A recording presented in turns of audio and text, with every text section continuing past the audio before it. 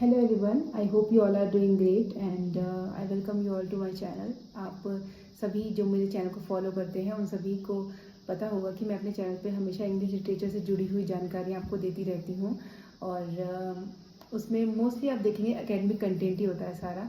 मगर आज मैं आपको एक दूसरी बात शेयर करना चाहती हूँ और उसमें काफ़ी लोगों के लिए वो कॉमन टॉपिक भी है। वो है it is about losing a पेट।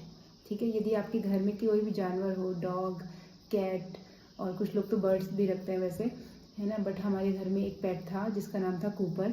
वो एक गोल्डन रिट्रीवर डॉग था जिसको हमने 2020 में जब हमारे घर में आया और 2025 6 अक्टूबर 2025 को वो हमें मतलब इस तरह से दुनिया से अलविदा कह के चला गया। ठीक है, तो हमें पता चला बाद में कि उसको कैनिन हेपेटाइटिस था। उसका लीवर जो पूरी तरह डैमेज हो चुका था, उसकी प्लेटलेट्स बिल्कुल डाउन हो चुकी थी।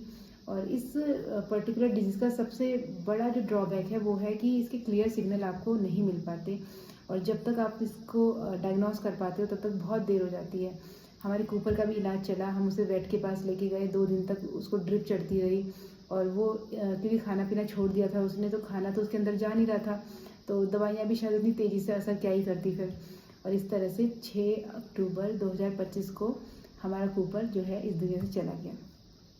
तो मैं आपको बताना चाहती हूँ कि मैं इतने समय से जो वीडियोस नहीं डाल रही थी। I think it's been 2 weeks और अभी भी मैं बनाने की स्थिति में नहीं थी क्योंकि इस घटना ने मुझे इतना ज़्यादा इमोशनली और फिज़िकली इतना अफेक्ट किया है कि मैं अभी भी उस चीज़ को वो नहीं कर पा रही, कोप अप नहीं कर पा रही हूँ सैडनेस के साथ, क्योंकि losing a pet is definitely a devastating experience for any pet parent. और जितने भी लोग जिनके पास पेट होते हैं वो आई थिंक मुझे लगता है मेरी कंडीशन से रिलेट कर सकते हैं, क्योंकि क्योंकि जब आप किसी डॉग को या किसी भी एनिमल को अपने घर लेके आते हैं तो वो आपकी फैमिली का ऐसा मेंबर हो जाता है जो आपसे डायरेक्ट ह्यूमन बींग्स की तरह बात नहीं करता, मगर उसकी एनर्जी हर जगह होती है। उसके आपके पास बैठने, खाने, हर चीज़ में, मतलब उसके होने से ही जो पूरा एनवायरनमेंट है वो इतना पॉजिटिव हो जाता है कि वो बिना बात किए भी घर के हर कोने में और हर जगह होता है।